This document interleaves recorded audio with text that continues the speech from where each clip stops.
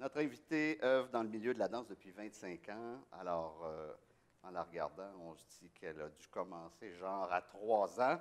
Elle est danseuse et chorégraphe, ou chorégraphe et danseuse. Je suis curieux de l'entendre là-dessus. Mélanie Demers, bonjour. Bonjour. Vous êtes danseuse et chorégraphe ou chorégraphe et danseuse? Ben, je pense que je suis une artiste OK. qui englobe plein de choses, donc ça me laisse comme plus de liberté. Oui. Mais si on me tord un bras et on me demande comment je m'identifie, je pense que je suis une chorégraphe. Je pense que j'aime avoir le regard extérieur. J'ai beaucoup pratiqué la danse, je l'ai beaucoup fait, j'ai beaucoup été interprète. Je suis heureuse de l'avoir fait. Je pense que ça fait de moi peut-être une meilleure chorégraphe, mais maintenant, c'est ce qui m'intéresse. Un peu comme on va le dire, des réalisateurs, acteurs, Oui, peut-être c'est qui ça. comprennent mieux les acteurs. Exactement, ça nous donne une compréhension de l'intérieur. Ouais. Ouais. Après 10 ans environ d'interprétation, en 2006, vous avez créé votre compagnie qui s'appelle Médée. Médée comme le signal, l'appel à l'aide. Oui. Qu'est-ce que c'était la compagnie au début et comment vous avez vu ça évoluer? La compagnie ou votre travail? En fait, après 10 ans d'avoir tourné avec Au Vertigo, j'avais envie comment dire, de m'essayer, de voir si j'avais comme quelque chose à dire. J'ai toujours été créative, j'ai toujours écrit, j'ai toujours joué, tout ça. Donc, l'idée de signer m'intéressait, m'interpellait. 2006, 2007, 2008, on était dans les années Bush. Il y avait comme quelque chose qui se passait aussi au niveau politique. 2008, c'était en fait Barack Obama qui arrivait au pouvoir et tout ça. C'est drôle que je parle des États-Unis, mais c'est comme si sur un plan planétaire, il se passait quelque chose. Et la première pièce que j'ai créée, vraiment sur l'invitation de Dina Davida à Tangente, elle m'a comme donné carte blanche. La pièce s'appelait Les angles morts. Donc, j'avais envie d'explorer justement ce que j'avais dans mon angle mort, ce qui n'était pas dit, ce qui n'était pas conscientisé. Et la pièce a eu un impact que je n'aurais pas soupçonné. Et puis, on a commencé à tourner à l'international. Donc, c'est comme ça que j'ai créé la compagnie. J'ai créé une œuvre, puis cette œuvre-là avait besoin d'un support administratif. Pour exister. Exactement, pour exister, puis pour pouvoir comment dire, aller chercher les canaux de développement. Et 15 ans après, qu'est-ce que vous remarquez comme évolution? Est-ce que vous êtes encore dans la même direction ou il y a des choses qui se sont précisées avec le temps? Ben, on espère que les choses se sont précisées, changées, adaptées au contexte parce que c'est une chose d'être directrice artistique d'une compagnie, c'est une autre chose d'être une artiste. Donc, c'est comme s'il y avait deux volets à ce métier-là. Et comme artiste, je pense que j'ai vraiment comme besoin justement d'être adaptable, tu sais, d'avoir comme les coups des franges. Puis comme institution, mini-institution, on s'entend, une compagnie de danse, c'est tout petit, là, mais c'est quand même un bateau qu'on navigue avec d'autres personnes. Donc, il y a évidemment les artistes, les collaborateurs, mais aussi tout le côté administratif dont il faut s'occuper. Donc, c'est sûr que je pense qu'il y a une pensée transversale, une pensée communautaire au fait d'avoir une compagnie. Ce n'est pas que moi. Oui, oui, c'est vrai, ça devient, vous devenez vraiment la mère de famille. Là. Ah, je me serais pas identifiée comme ça, mais oui, c'est vrai. Il y a des gens qui m'appellent Maman Médée, c'est vrai. Bon, voilà. Mais j'aurais dit la même chose d'un homme, hein, père Oui. de famille, ça Oui, devient au-delà de l'artiste lui-même. Et pourtant, au départ de tout, avant la danse, c'est vers le théâtre que vous alliez. Qu'est-ce qui vous a fait bifurquer? Pourquoi vous vous êtes éloigné du théâtre? C'est intéressant, j'ai parlé de ça hier avec mon professeur Linda Rabin, qui était très importante pour moi dans ma trajectoire. Toute petite, j'ai fait du ballet comme à peu près toutes les petites filles. Puis après ça, assez rapidement, je ne me suis pas vraiment identifiée à cette forme-là. Je pense qu'avec les yeux de 2020, j'aurais pu sentir peut-être que j'avais pas le corps, j'avais pas le corps type pour remplir l'esthétique de la ballerine, exactement. Donc, je me suis dirigée vers le théâtre. Les mots, j'ai toujours aimé les mots, le sens, la portée que ça avait, la fiction. Et puis là, il y a comme aussi une espèce d'autre forme d'oppression qui vient avec ma couleur de peau, qui faisait que c'était toujours comme difficile de trouver un rôle qui m'allait. Je ne pouvais jamais faire partie des familles québécoises. Et pourtant, on ne parle pas d'il y a 50 ans. Non, non, non, non, c'est il y a 30 ans à peu près. Et, par hasard, je suis retournée à la danse. Puis en fait, j'ai redécouvert la danse à travers la danse moderne, contemporaine. Et là, j'y ai senti une forme de liberté peut-être, où je n'avais pas à justifier ma couleur de peau. Après, bon, il faut justifier son corps, là, parce que c'est un travail comme de longue haleine, là, de se soumettre au dictat d'une esthétique. Mais quand même, j'ai trouvé comme beaucoup de liberté. J'ai trouvé que les gens qui la faisaient étaient vraiment comme des libres penseurs. Il faut quand même être spécial pour choisir cette avenue-là dans la vie de devenir Oui, parce danseur. que je veux pas, c'est peut-être un préjugé, je ne crois pas tant que ça, mais il ne doit pas y avoir beaucoup de monde qui s'en vont en danse au Québec en se disant « je serai riche dans la vie ». Non, je pense pas que les gens pensent à ça. En tout cas, moi, j'y ai pas pensé Ouais. du tout. Puis c'est intéressant d'imaginer 20 ans, 25 ans plus tard, le complet engagement, dévouement que j'avais pour cette forme d'art-là, sans penser au futur. Donc, ça prend une forme de naïveté, puis aussi une forme complète d'engagement, vraiment, là, une passion totale. Puis ça, c'est beau quand même. Oui, puis donc la libération, vous avez choisi la libération qu'a représenté la danse. Oui.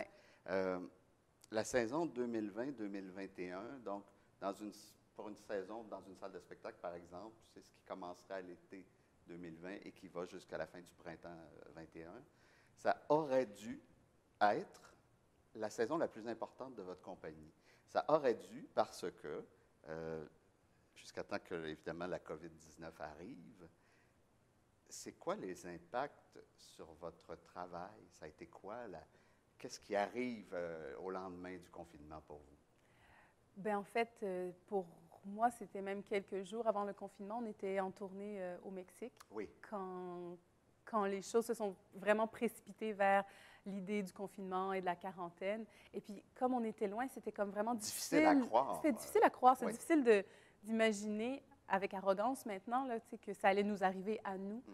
C'est comme si on regardait ça du reste du monde. Puis au Mexique, quand on était là, ils avaient des enjeux sociaux différents. Donc, c'était pas le coronavirus. Vous avez un grand succès avec un spectacle à ce moment-là. Oui, oui. Donc, c'est comme irréel, finalement. C'est un peu irréel. Puis c'est vraiment comme le 15 mars, en revenant vers Montréal, où est-ce qu'on a compris qu'il fallait aller en quarantaine. Puis on pensait que ça allait être 2 semaines, puis qu'on allait reprendre le cours normal des choses. Mais ben, en fait, c'est difficile à imaginer qu'il y a eu cet arrêt obligé, ce ralentissement planétaire. Et je pense que je le prends comme de 2 façons vraiment différentes. D'un côté, c'est triste, c'est bouleversant d'imaginer qu'on est comme stoppé en plein vol. De l'autre côté, il n'y a rien que nous pouvons faire. Nous ne pouvons qu'observer, donc être là. Et puis essayer d'être humble devant cette petite bibite qui nous arrête. Ouais. Finalement, on n'est peut-être pas tant que ça en haut de la chaîne comme on l'imaginait. En fait, c'est intéressant de s'imaginer stopper en plein vol, justement, comme je le disais, mais aussi réduit à notre plus simple expression, c'est-à-dire d'être des personnes, puis on ne se définit pas par ce qu'on fait, mais par ce qu'on est. Donc, moi, j'ai aimé ça, quand même, ce temps-là. J'ai trouvé ça difficile d'être responsable du travail des gens, donc de leur dire cette tournée est annulée, ce projet est annulé, ce projet peut être reporté. Tout ça, c'est comme très lourd sur les épaules de la productrice que je suis. Oui. Mais l'artiste en moi a accueilli quand même l'arrêt, je pense, de façon philosophique. Il faut que les gens se figurent que de toutes les disciplines artistiques, c'est certainement une de celles, tout le monde a souffert, là, mais imaginez-vous, vous ne pouvez plus faire de répétition en commun. Imaginez comment faire un spectacle de danse avec des interprètes qui seraient tout le temps à 2 mètres, au moins. Ouais. Imaginez qu'une compagnie comme Médée, mais plusieurs des compagnies québécoises ont au moins autant, sinon plus, d'engagement à l'extérieur des frontières. Quand est-ce qu'ils vont pouvoir retourner jouer? Donc, c'est la totale qui est bouleversée à ce moment-là. Oui, complètement. Pour nous, c'est à peu près 70% de nos engagements sont à l'extérieur du Québec. Donc, ça veut dire qu'il faut, comment dire, suivre le confinement et le déconfinement de tous les pays avec lesquels on est en lien et en collaboration. Donc là, pour nous, tout s'est annulé le printemps, l'été, l'automne. Puis on a encore des engagements qui tiennent la route en octobre. Donc, on se croise les doigts. On ne sait pas ce qui va se passer. En même temps, je remarque que pour suivre votre travail depuis un certain temps, pas seulement vous, mais dans le milieu, il y avait ces questions-là qui étaient là avant le confinement, de dire, est-ce qu'on peut se permettre encore, avec tout ce qui se passe, de faire un voyage pour un spectacle? Donc, ce moment qu'on vit présentement accélère aussi cette réflexion-là, de dire, est-ce que, au niveau de l'empreinte écologique, au niveau de... C'est compliqué, là, de dire... oui, c'est ça. Je vais faire 50 allers-retours en Europe, en Asie, en Afrique, cette année pour 50 spectacles. Est-ce que ça, c'était déjà dans l'air? Oui, bien, cette réflexion-là était déjà amorcée depuis quand même longtemps. Un des avantages, je trouve, de la danse, c'est qu'elle s'exporte beaucoup plus facilement. Donc, les idées voyagent. Donc, on est vraiment comme en lien, en contact, en compétition, en émulation avec toutes les compagnies du monde. Donc, ça veut dire que quand on sort un spectacle, on est non seulement jugé ou apprécié par nos pairs à Montréal, mais très tôt par nos pairs qui sont à Paris, à Berlin, à Bruxelles et partout à travers le monde. Donc, c'est sûr que je trouve que les œuvres en bénéficient, d'avoir comme cet échange d'idées-là. En même temps, on est un peu contraint et condamné à voyager et à s'exporter. Donc, moi, j'ai fait des spectacles de Bamako à Paris, à Bruxelles, à Dakar, à Port-au-Prince, au Mexique. Mais je ne suis jamais venue à Repentigny, par exemple. Oui, oui, oui, c'est ça. Je ne suis jamais allée à Laval. Je suis très rarement au Québec, une fois ou deux fois à Québec. Donc, ça, c'est étrange de penser qu'on n'est pas prophète en son pays, finalement. Oui.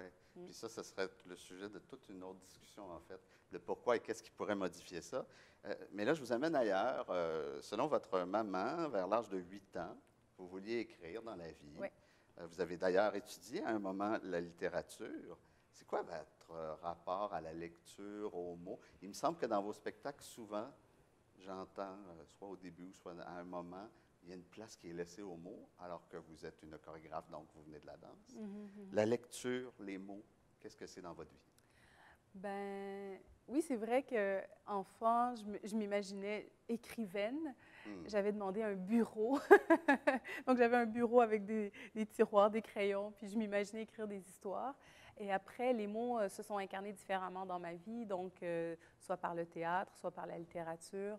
Maintenant, j'utilise le pouvoir percutant des mots dans mes œuvres chorégraphiques, parce que pour moi, c'est pas un paradoxe d'utiliser la voix dans un spectacle de danse. La voix, les mots sont aussi des objets dansants pour moi. Mais vous n'utilisez pas toujours le mot comme on l'entendrait, par exemple, en littérature, c'est-à-dire pour essayer de faire du sens. Parfois, le mot est là pour presque susciter un malaise ou une réflexion. Vous utilisez le mot de toutes sortes de façons dans votre travail. Bien, en fait, j'aime utiliser les mots je dis souvent que j'aime allier le poétique et le politique. Donc, il y a la force des mots pour leur sens, puis il y a la force des mots pour leur sensation. Donc, d'allier le sens et la sensation. Puis, j'utilise les mots aussi. Souvent, c'est des adresses au public. Donc, moins comme une fiction, comme de dire qu'on tombe dans une scène théâtrale. C'est pas comme ça que j'utilise les mots, mais vraiment comme pour faire ce lien très, très étroit qu'on peut avoir par les mots. Alors que la danse a une force onirique, les mots ont un sens vraiment plus concret. Ouais. Alors, on est sollicité des deux. Parce que souvent, on va dire le théâtre ou la littérature, c'est par ici que ça rentre. La danse va rentrer par ici, mais d'une certaine façon, vous conviez les deux. Bien, j'aime jouer avec les deux, oui, de savoir qu'on est des êtres complexes, puis on peut être touché par différents aspects. Ce qu'on est de toute façon. Bien sûr. lectures récentes, ou en tout cas dans les dernières lectures qui vous ont plu, qu'est-ce que vous avez lu? Je dois dire que mon rapport à la lecture a changé depuis que j'ai un enfant. Donc, Ouais. depuis Quelle idée d'avoir 5 un ans. enfant. Oui, non, ça change tout. C'est tellement étrange comme idée. C'est la plus belle chose au monde, mais c'est la chose aussi qui chamboule le plus. Ouais. Donc, j'étais une lectrice très, très avide et aussi très rigoureuse, c'est-à-dire que j'avais ma liste de lecture et je lisais de page 1 à la dernière page sans sauter un mot. Depuis que j'ai un enfant, c'est plus du tout comme Ouais. ça que je lis. Je lis de façon très éparpillée, éparse. Il y a des livres partout à la maison. Puis quand je m'assois, c'est le livre qui est à côté. Puis ça va être comme des Ça va être petites ça. lectures de 5 minutes, 10 minutes. Donc c'est vraiment différent mon rapport à la lecture. C'est toujours là. Je dois dire que depuis quelques mois, ce qui nourrit mes lectures, ce sont beaucoup les grands auteurs américains noirs. J'ai beaucoup lu Toni Morrison, j'ai beaucoup lu Ta-Nehisi Coates, j'ai beaucoup lu Chimamanda Ngozi Adichie. Donc, avec tout ce qui se passe politiquement, avec les soulèvements, avec Black Lives Matter, des fois, j'ai comme envie de savoir comme, ah, qu'est-ce que Toni Morrison aurait dit? Ou qu'est-ce que Ralph Ellison aurait dit? Ou qu'est-ce que Dany Laferrière pourrait dire de cette chose-là? Puis, j'ai comme besoin d'aller chercher des repères. Donc, je me fais ma mythologie à moi. Donc, certaines personnes vont chercher leur repère dans la mythologie grecque, puis moi, je vais la chercher dans la mythologie noire, peut-être, parce que j'ai comme besoin de mes assises et de mes alliés. Une forme de repasser le chemin aussi pour comprendre d'où on vient, où on est rendu. Dans toutes les époques, de toutes les époques de votre vie, si je vous dis, bien déjà, je pense que ça en serait ce que vous venez de dire, mais si on considère que le grand bouleversement qu'on vient de vivre collectivement, est-ce que vous auriez une suggestion de lecture, un truc où vous dites, il me semble que ce serait un bon moment pour découvrir ou lire ce livre-là? Ça pourrait, en tout cas moi, ça m'avait éveillé à quelque chose. Ça pourrait faire la même chose pour les gens. Est-ce qu'il y a quelque chose qui vous vient en tête? Ben, je vais encore reciter Toni Morrison. Son premier livre qu'elle a écrit s'appelle The Bluest Eye. Je pense qu'en français, c'est L'œil le plus bleu. D'accord. Qui parle vraiment de... Oui, c'est ça, des standards de beauté qui sont imposés sur la communauté noire, mais aussi de l'histoire des Noirs et puis à qui appartient la supériorité morale. Donc, elle a une façon très, comment dire, prismatique de parler de l'histoire des Noirs aux États-Unis, mais aussi dans le monde. Je l'adore. C'est vraiment comme mon auteur, presque mon auteur préféré. Ouais. D'accord. Donc, The Bluest Eye. The Bluest Eye. OK. Ouais. Quand je pensais à la rencontre qu'on allait avoir, je me disais que vos œuvres sont parfois dérangeantes, mais finalement, je suis arrivé au mot confrontant, plus que dérangeant, parce que vous avez parfois le don de toucher à des sujets sensibles. Vous ne renvoyez pas toujours, il n'y a jamais rien de moralisateur, je pense, mais vous ne renvoyez pas toujours une image flatteuse de l'humanité. Qu'est-ce que c'est? Qu'est-ce que vous allez chercher? Qu'est-ce que vous avez envie de dire dans la création? Qu'est-ce que vous voulez partager? Ben, je dirais, je pense que mon rôle d'artiste, c'est d'être une observatrice du monde et d'être une traductrice. Donc, d'essayer d'observer, de comprendre et de le traduire à mes pairs. Puis la raison peut-être pour laquelle les gens trouvent ça confrontant, c'est que je m'inclus dans l'observation et dans la traduction. Donc, ce serait étrange si en m'incluant, je ne rendais qu'un regard beau et rose. Donc, j'observe et puis en même temps, je suis en introspection. Donc, c'est ce regard-là double que j'essaie de traduire sur scène. Je pense que la vie est dérangeante, je pense que la vie est confrontante, je pense que la vie est difficile. Puis c'est comme d'essayer de trouver la beauté à travers ça. comme le pissenlit qui pousse sur le béton. Là. C'est comme ça que j'imagine mon travail, c'est d'être le petit pissenlit sur le béton. Il y a beaucoup de gens qui partent avec l'idée qu'ils n'aiment pas la danse. Beaucoup de spectateurs, et parfois sans en avoir même vu. Dans la dernière année, j'ai été exposé à pas mal d'œuvres et il y a un aspect de la danse que je connaissais moins, c'est qu'il y a parfois des œuvres qui ont des sujets très porteurs, qui nous concernent tous, la situation des femmes dans le monde, le danger d'être bombardé comme on l'est d'informations. Alors je me dis, qu'est-ce que ça prendrait pour faire ce pas-là aux gens quand on a un sujet qui les intéresserait?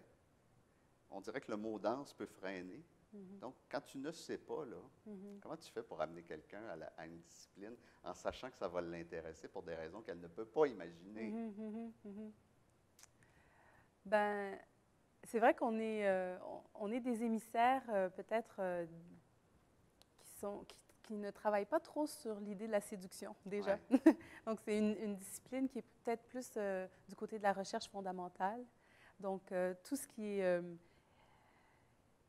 expérimenté par les chorégraphes, à un moment donné, se traduit, puis ruisselle dans le travail de metteurs en scène plus connus ou plus mainstream, par exemple. Donc, c'est sûr qu'il y a un côté de vouloir découvrir, peut-être d'être à l'avant-garde quand on se met les mains dans la danse contemporaine. Mais en même temps, pour moi, c'est la même chose que déambuler dans un musée. C'est-à-dire qu'il y a tellement d'œuvres que je ne saisis pas, mais ça n'empêche pas que ma journée dans un musée est magnifique. Donc, je pense qu'on a beaucoup un rapport consumériste avec l'art. On doit aimer ça pour avoir comme aimé expérimenter notre œuvre. Mais, par exemple, moi, j'aime détester un film. J'aime mon idée d'aller au cinéma et ne pas aimer un film. Ça veut pas dire, bien sûr, ça ne veut pas dire que je ne retournerai pas au cinéma parce que je n'ai pas aimé un film. Donc, c'est sûr que des fois, parce qu'on connaît moins, on associe une œuvre à l'entièreté de la danse contemporaine. Puis là, c'est comme si on dit « je n'aime pas la danse parce que je n'ai pas aimé une œuvre ». On n'entendra jamais quelqu'un dire « je n'aime pas la musique » après avoir écouté une chanson qu'il n'aimait pas. Exactement, exactement. Mais c'est vrai, par exemple, que ça prend un engagement particulier. Ça prend un engagement particulier pour faire la danse, puis ça prend un engagement particulier pour la recevoir. C'est vrai que ça suscite une partie de notre être qui est moins sollicité par le monde dans lequel on vit. Ouais, donc, c'est comme d'ouvrir des couches de notre personne. Le temps file, mais je veux absolument parler d'un projet, je dirais, insensé, que vous avez piloté, que vous avez produit, qui s'appelle Danse mutante, qui est pour moi un spectacle énorme, mais pourtant, il y a juste 2 interprètes. Racontez-nous brièvement l'espèce de fil, parce que ça, c'est étonnant. Vous êtes au départ d'une œuvre à laquelle vous contribuez, mais vous devenez en cours de route spectatrice de cette œuvre-là. Qu'est-ce que c'est en 2 minutes, Danse mutante? Alors, Danse mutante, c'est un projet qui est né de mon désir de voir les œuvres en danse être réinterprétées. Comme au théâtre, on peut voir plusieurs mises en scène d'une même œuvre. D'une même œuvre. On peut voir plusieurs Hamlet, par exemple. En danse, c'est plus complexe parce que l'auteur et le metteur en scène est souvent la même personne. Donc, c'est comme si ça appartient au chorégraphe. Et moi, j'ai voulu imaginer qu'est-ce que ça ferait si quelqu'un réinterprétait mon œuvre. Qu'est-ce qui persisterait, qu'est-ce qui perdurerait dans le regard d'un autre chorégraphe.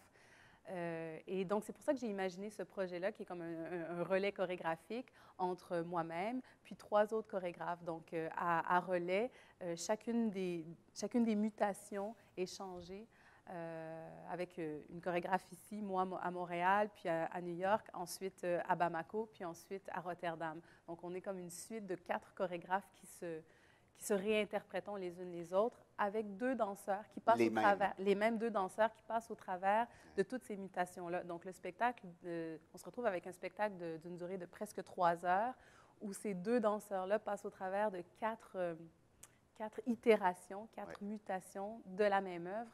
Mais on se rend compte que, comment dire, le regard et le coup de pinceau de ces 3 autres chorégraphes-là sont tellement différents, originaux, individuels, que ce n'est pas du tout un rapport académique à l'œuvre, mais c'est vraiment comme un éclatement, une destruction, Parfois, une reconstruction. on peine même à trouver le lien entre la précédente, mais il y a toujours une trace.